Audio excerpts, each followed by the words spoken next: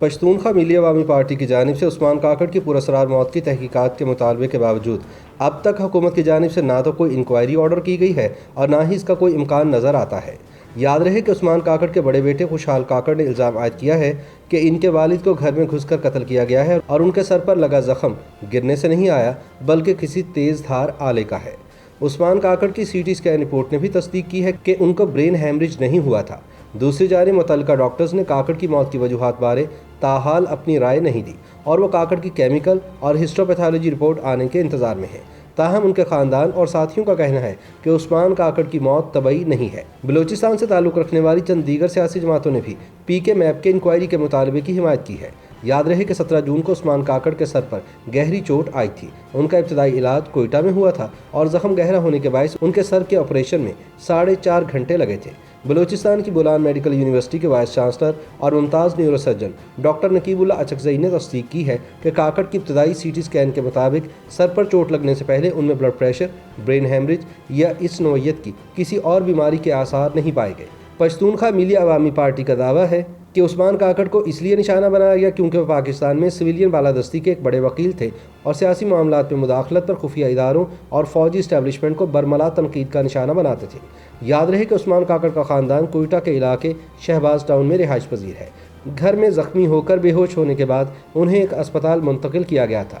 پی کے میپ کے صوبائی ڈپٹی سیکرٹری یوسف کاکڑ کے مطابق جس وقت عثمان کاکڑ زخمی ہوئے تب ان کی 11 سالہ بچی اور خاتون کے سوا کوئی اور موجود نہیں تھا۔ انہوں نے بتایا کہ کاکڑ ایک کمرے میں آرام کرنے گئے تو ان کی بچی ان کے پاس موجود نہیں تھی۔ انہوں نے دعویٰ کیا کہ اس دوران باہر سے گھر کے اندر داخل ہونے والے لوگوں نے ان پر حملہ کیا۔ دوسری جانب بلوچستان کے وزیر داخلہ میر ضیاء اللہ لانگو نے بتایا کہ ان کو نجی اسپتال سے فون آیا تھا کہ سینیٹر عثمان کاکڑ بے ہوش ہے۔ وہ کہتی ہیں کہ مجھے بتایا گیا کہ سی ٹی اسکین کروایا گیا ہے اور ان کے سر پر شدید چوٹ آئی ہے، ان کے سر میں خون جم گیا ہے، اس لیے آپ ان کے سر کے آپریشن کا فوری انتظام کریں۔ انہوں نے کہا کہ جب عثمان کاکڑ کو دوسرے نجی اسپتال کے آپریشن تھیٹر میں لایا گیا تو رات کے 8 بج رہے تھے۔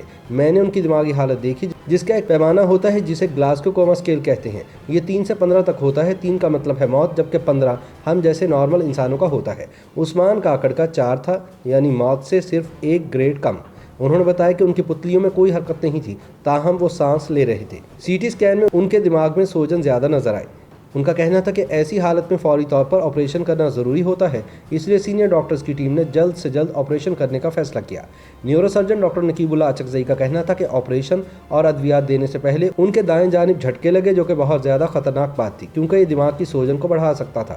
تاہم ہمارے سینئر ڈاکٹرز نے بروقت ان کو ادویات دیں جس سے ان کی حالت سنبھل گئی۔ انہوں نے بتایا کہ جب انہوں نے عثمان کاکڑ کے سر کے بال صاف کیے تو دیکھا کہ ان کے سر کے بائیں طرف سوجن تھی اور ان کو گہری چوٹ لگی تھی۔ یہ کسی وجہ سے بھی لگ سکتی ہے۔ ایک مفروضہ تھا کہ ان کو پہلے برین ہیمریج ہو گیا ہوگا جس کے بعد وہ گر گئے، لیکن سی ٹی اسکین میں ہیمریج نہیں تھا۔ انہوں نے مزید بتایا کہ جو ضروری سرجری تھی وہ انہوں نے کی۔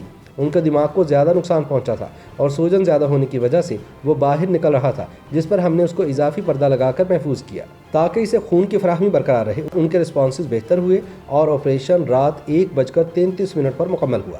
اس کے بعد ان کے رشتہ داروں اور سیاسی قیادت نے ماہر ڈاکٹرز کا انتظام کیا تھا جنہوں نے ان کو ایک اور پرائیویٹ اسپتال کے آئی سی یو میں منتقل کیا۔ نیورو سرجن ڈاکٹر نقیب اللہ اچکزئی کا کہنا تھا کہ رات 4 بجے تک میں بھی وہاں رہا۔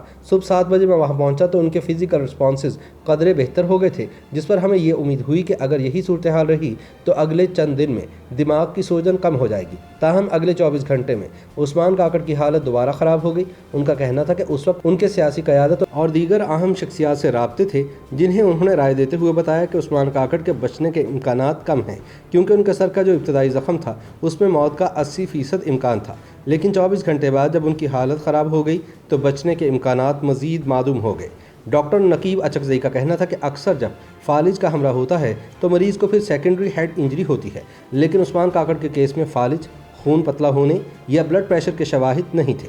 ڈاکٹر نقیب اللہ اچکزئی نے کہا کہ چونکہ عثمان کاکڑ کے خاندان کی خواہش تھی کہ ان کو کراچی منتقل کیا جائے، جس پر مشاورت کے بعد فیصلہ ہوا کہ ان کو آغا خان اسپتال منتقل کیا جائے۔ آغا خان اسپتال میں ان کی موت واقع ہوئی جہاں سے ان کو پوسٹ مارٹم کے لیے Jinnah post graduate medical centre Karachi منتقل کیا گیا۔ تاحال پوسٹ مارٹم کی حتمی رپورٹ نہیں آئی، اگرچہ جناح پوسٹ گریجویٹ سینٹر میں پوسٹ مارٹم کے بعد 4 صفحات پر مشتمل جو ابتدائی رپورٹ دی گئی اس میں موت کی وجوہات کے بارے میں رائے نہیں دی گئی ہے۔ याद रहे कि काकड़ की तदफीन के मौके पर पश्तूनखा मिली अवामी पार्टी का सरबराह महमूद अचकजई और उस्मान के बेटे खुशहाल काकड़ ने कहा कि उस्मान काकड़ की मौत तबई नहीं बल्कि उन्हें कत्ल किया गया है।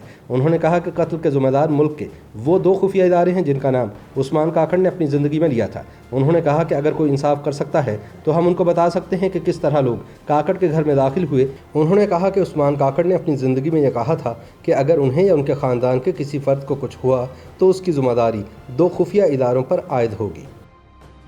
YouTube पर गूगली न्यूज देखने के लिए youtube.com की सर्च बार में गूगली न्यूज टीवी टाइप करें। गूगली न्यूज के पेज पर सुर्ख रंग के सब्सक्रिप्शन वाले बटन पर क्लिक करना ना भूलिए। YouTube पेज पर अपलोड होने वाली वीडियोस से बाखबर रहने के लिए बेल आइकन पर क्लिक कीजिए। आपको हर नई वीडियो के बारे में नोटिफिकेशन मौसूल हो जाएगा।